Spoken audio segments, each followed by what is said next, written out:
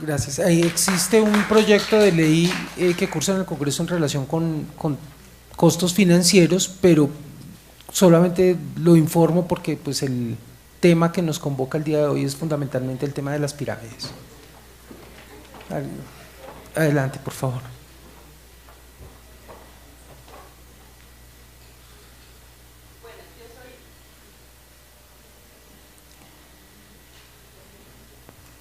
Yo soy Liliana González y quisiera referirme a un tema específico sobre las pirámides y que no se ha tocado, aunque está mencionado tangencialmente, y es el vacío normativo que existe después de que se ideó todo el proceso del agente interventor, lo que es posterior la liquidación judicial.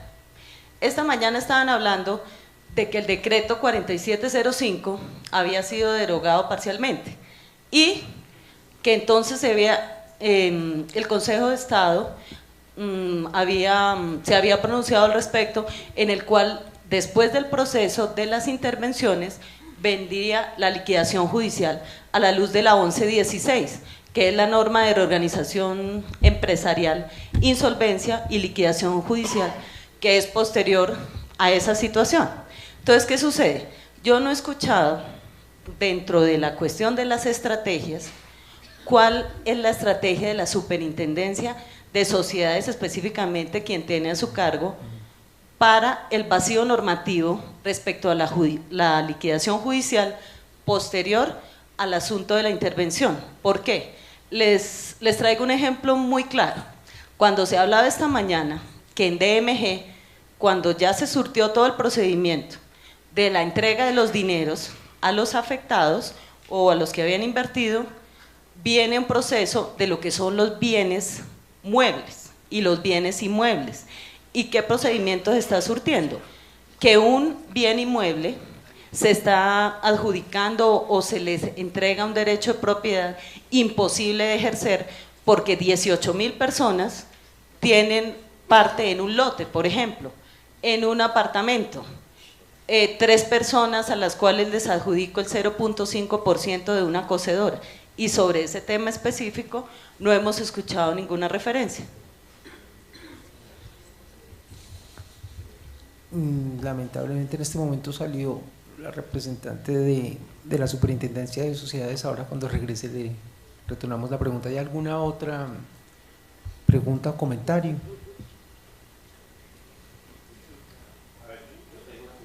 Sí, señor.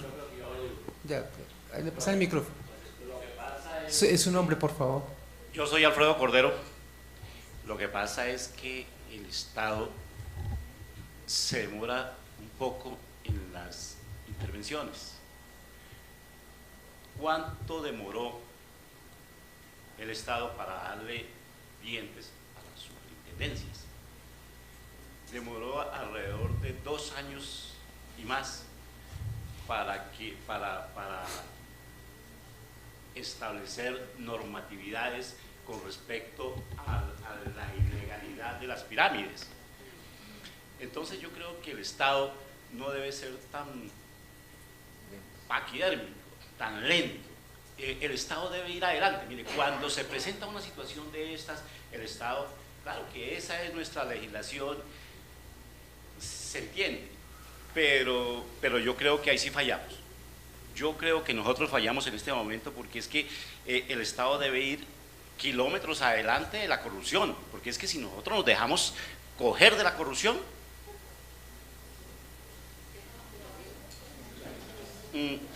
ahora otra cosita, con respecto a esto, a las pirámides, a la ilegalidad de las pirámides. Yo creo que por parte del Estado también, y ya lo tocaron por ahí, ese punto, es los incentivos que debe haber para la captación de los dineros legales a través del sistema financiero. Pero es que en este momento la verdad es que a nadie le provoca ahorrar, porque si tú ahorras 100 pesitos, le están quitando gran parte. Entonces mire cómo estamos. Mire cómo estamos en este momento, que la gente está llegando a las épocas de nuestros abuelos, de nuestros padres, dejar el dinero abajo del colchón, que sabe que no se le pierde, no está perdiendo. Entonces, mire, yo quiero, como estamos en cierta manera en un foro y tratar de dar opinión con respecto a esto, yo quería tocar esas dos partecitas, y sobre todo que cuando uno como integrante del Estado, pues uno tiene que tratar al máximo de tener la eficiencia porque es que si nosotros nos dormimos esperando que, como hablaba por ahí alguna de las panelistas, esperando que quién sabe quién lo hará, si de pronto lo hacen las supersociedades o lo hace la superfinanciera, entonces esperemos a ver qué, o si de pronto hay legislación por parte del Congreso. Entonces yo sí digo que nosotros debemos ser, como Estado, debemos ser más ágiles. Muchas gracias. Hubiera preferido que la intervención hubiera sido anterior, ¿no es cierto? Gracias. Yo me llamo Rosa Mayorga y tengo una inquietud con respecto al papel que podría desempeñar la Contraloría General de la República frente a las pirámides ilegales, porque constitucionalmente la Contraloría, así como se ve, no podría intervenir, porque esos recursos son estatales, hay que partir del principio. Ella tiene una función resarcitoria. Sí, entonces, ¿de qué manera o de qué modo podría entrar a cooperar o apoyar la Contraloría frente a estos grupos ilegales que plantean toda esta serie de situaciones? Porque si se trata simplemente de denunciar una pirámide, pues cualquiera lo podemos hacer como ciudadanos colombianos, ¿sí? Cualquiera podemos denunciar porque es nuestro deber denunciar las situaciones irregulares, pero como esos son recursos que se captan de los particulares, de la única manera sería al servidor público de pronto que haya una norma que le impida, por ejemplo, participar, porque yo sé que muchos servidores públicos participaron en todo o metieron recursos allí en cada una de las pirámides, de las diferentes pirámides que se conformaron, pero siendo la Contraloría solamente con un papel resarcitorio, como dice la Constitución, porque nosotros no somos sancionatorios, nosotros no podemos sancionar a nadie. A mí me gustaría también que de pronto la doctora Marta, que es la de las supersociedades, ella decía que ya la Contraloría había suscrito un convenio con ellos. Aquí está la doctora María del Pilar Yepes, pero frente, de la Contraloría General. Sí, pero frente, o sea, ¿cuál sería la cooperación? ¿Frente a las pirámides o frente al problema de la contratación? Porque nosotros sabemos que frente a la contratación vamos de la mano con la Fiscalía y vamos de la mano con la Procuraduría y con ellos estamos actuando conjuntamente. Pero frente a las pirámides, que por ejemplo, particularmente yo que soy funcionaria de la Contraloría, no conozco el convenio que haya firmado con la Super. Ella firma convenios con muchas entidades, obviamente, pero me gustaría también saber si es frente al caso de las pirámides o frente al caso que ya por naturaleza jurídica y por función sabemos que es la cooperación para combatir la corrupción frente a la contratación estatal. Gracias. Muchas gracias, doctora. Doctora María del Pilar Yepes, de la Contraloría General.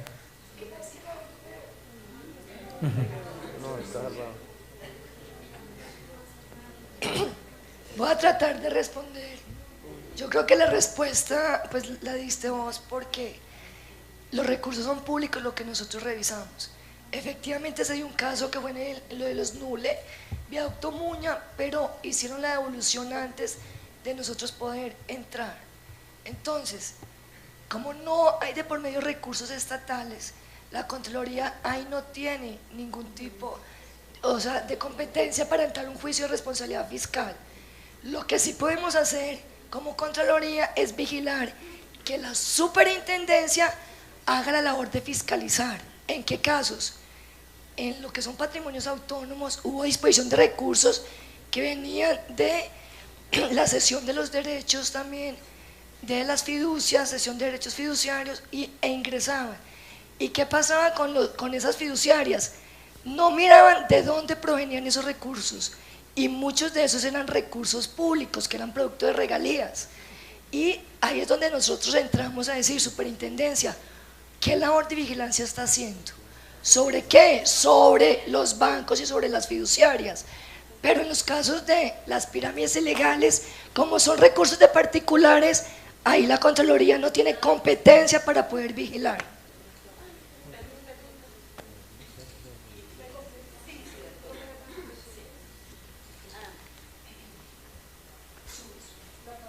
Aló. Sí. Bueno, también aclaramos una situación, hay un grupo de la Contraloría, de nuestra Contraloría Delegada, en el cual nosotros sí tenemos una competencia respecto al traslado presupuestal que le hizo el Tesoro, que en este momento es del margen de los 37.000 millones y se refiere a lo que se le paga al agente interventor.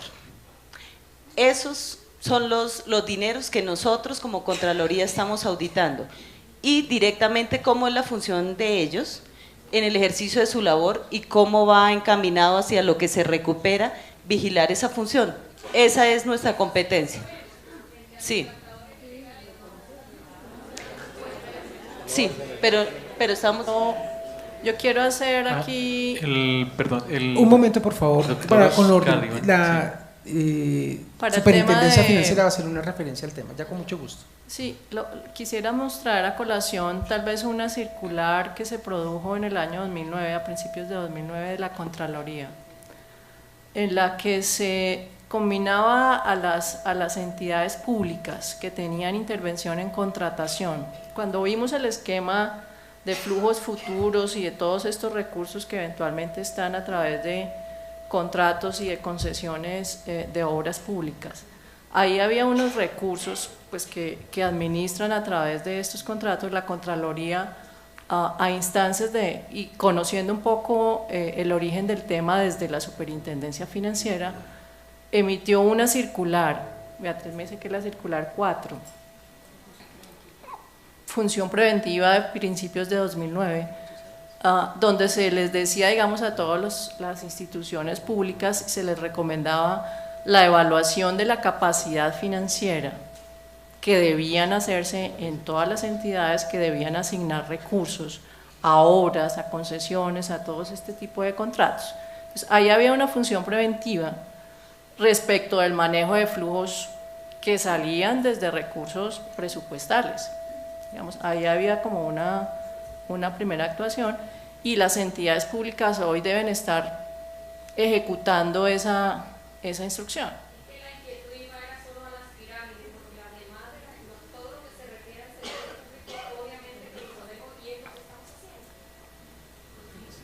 En efecto. Al respecto quisiera hacer una anotación, y es que por momentos las fronteras no son tan claras. Nosotros hablábamos que a veces son pirámides clarísimamente, pero a veces pueden ser como esfinges. Aquí claramente estamos haciendo alusiones a operaciones de contratación estatal, donde hay anticipos con recursos públicos, pero como lo decía la doctora Beatriz Londoño, se aduce una capacidad financiera con un contrato, con una posibilidad de acceso a recursos financieros formales para varios contratos, y en la práctica acuden a sistemas de financiamiento informal, que es justamente donde se empieza a mezclar con el fenómeno de pirámides. No con la variable de que necesariamente el que venga detrás los va a pagar, pero sí para adulterar la información real que se supone que era una posibilidad de crédito formal para poder acceder a distintas contrataciones, y por esa vía se empieza a mezclar también con la hoja de vida de los contratistas, y en tanto contratistas, y también en las hojas de vida de las sociedades en tanto sociedades, porque se ocultan no solamente la información real de la capacidad financiera en un momento determinado, sino el CAE de contratación, por ejemplo, o como les mencionaba hace un momento, las sanciones, las caducidades, las multas y los requerimientos, y por eso la necesidad de robustecer los sistemas de información del propio Estado sobre sí mismo, pero también en relación con los particulares.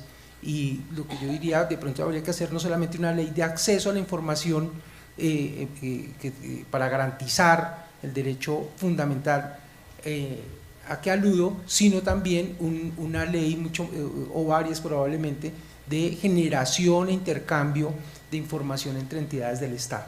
Yo quería complementar esa, porque precisamente esa circular 4 se orientó netamente al tema de la captación a través de los contratistas en ese momento del Estado a través de este fenómeno.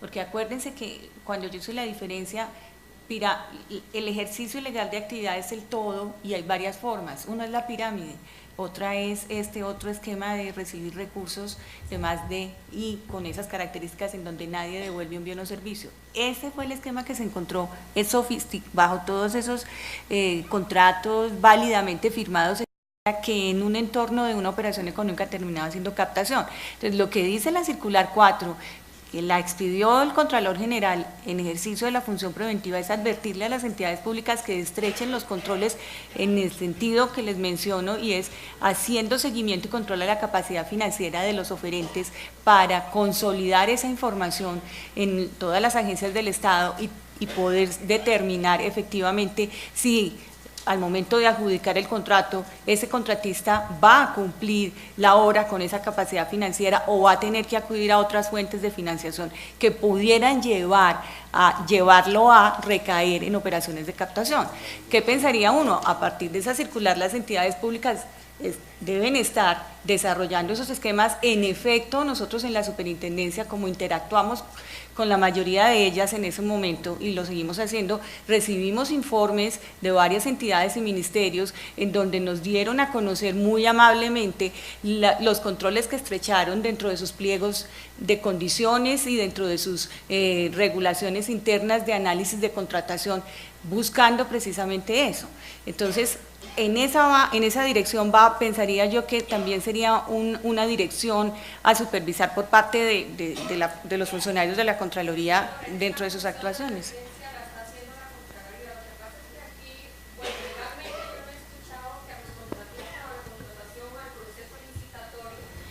Se le llame pirámides ilegales, ¿sí? Yo me estoy refiriendo al caso de MGRS, porque igual la capacidad residual y las leyes de contratación, inclusive el 1150 es nuevo y el 1474 también es nuevo y todo, la capacidad residual y todo el proceso licitatorio y todo está dentro de la contratación. Colombia es un país de leyes, ¿sí? Las leyes se hacen y yo creo que el tramposo y el corrupto más se demora Colombia en hacer las leyes, o el mismo Congreso en hacer las leyes, que el corrupto tratando de ver a ver cómo se cae. Entonces yo me estoy refiriendo específicamente porque la función de advertencia la creó el Contralor OSA y nosotros la estamos cumpliendo. Nosotros estamos mirando todo el proceso contractual, llámese con los nules, llámese con Vicente y otros 20, igual desde su inicio hasta su terminación, dependiendo la competencia que nos den. Por ejemplo, en el caso del distrito, conoce el distrito, pero si el distrito nos llama para hacer el control excepcional, nosotros estamos allí, con el control excepcional, con el control concurrente, con lo que sea. Yo me refiero típicamente al caso de las pirámides ilegales tipo DMG, ¿con qué podría colaborar la Contraloría en ese aspecto, siendo que los recursos son netamente privados y provienen de los particulares? Específicamente es en ese caso, porque en los demás casos, en todo lo que tenga que ver con el sector público, ok, porque esa es la función que cumple constitucionalmente la Contraloría. Gracias. Creo que tenemos una intervención final aquí. O dos. Bueno, lo siguiente. Mi nombre es Germán Lambuley, de la Contraloría. Hay demandas, según decía el exministro Zuluaga, acerca de 45 billones. Y sobre esos dineros están pendientes aquí mucha gente prestante, inclusive, que quiere que, porque al parecer, y creo que va a ser una justificación posterior, esos dineros ilegales entraron a la contratación del Estado, el Estado utilizó esos dineros, que se les responda por eso. Algunas demandas han sido admitidas y dicen que hay 4.5 billones de 630.000 afectados que sí se les reconocieron, digamos, dinero, y lo otro es hasta donde, digamos, cada una de las entidades que permiten, digamos, establecer resarcir, digamos, a esos ahorradores, pues creen leyes a través de las cuales, como el dinero ha sido utilizado por el sector público, entonces tenga que resarcir a todos esos 45 billones, que mucha gente debe estar interesada en que el Estado responda, como decía el mismo ministro, por actividades que absolutamente para nada obedecían a la lógica del régimen legal de ahorro y digamos de inversión. Entonces la pregunta es hasta dónde, digamos, puede haber muchos interesados ahí en que el Estado tenga que responder por esos dineros. Ahí sí la Contraloría diría eso es imposible, como las demandas que hay, digamos, contra el Estado por otro tipo de circunstancias sobre las cuales, digamos, uno podría, ese dinero no debe ir a solucionar ese tipo de circunstancias. 45 billones que ¿de dónde? Sí. Complementaría ahí justamente que ahí efectivamente hay una amenaza en últimas para el patrimonio público y habrá que estar muy pendiente de trabajar con la Agencia de Defensa Judicial del Estado que se crea ahora en el nuevo Ministerio de Defensa para estar atentos a la defensa de justicia para evitar ese daño. Adelante, por favor. Acción judicial posterior al asunto de la intervención. ¿Por qué? Les traigo un ejemplo muy claro. Cuando se hablaba esta mañana que en DMG, cuando ya se surtió todo el procedimiento de la entrega de los dineros a los afectados o a los que habían invertido, viene un proceso de lo que son los bienes muebles y los bienes inmuebles. Gracias. Ahí existe un proyecto de ley que cursa en el Congreso en relación con costos financieros, pero solamente lo informo porque pues el tema que nos convoca el día de hoy es fundamentalmente el tema de las pirámides. Adelante, por favor.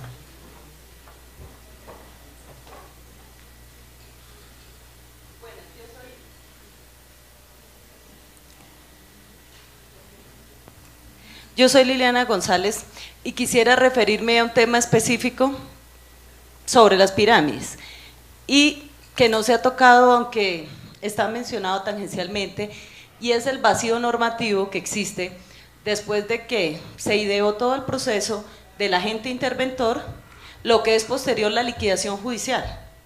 Esta mañana estaban hablando de que el decreto 4705 había sido derogado parcialmente y que entonces el Consejo de Estado se había pronunciado al respecto, en el cual después del proceso de las intervenciones vendría la liquidación judicial a la luz de la 1116, que es la norma de reorganización empresarial, insolvencia y liquidación judicial, que es posterior a esa situación. Entonces, ¿qué sucede? Yo no he escuchado dentro de la cuestión de las estrategias cuál es la estrategia de la superintendencia de sociedades, específicamente quien tiene a su cargo, para el vacío normativo respecto a la liquidación.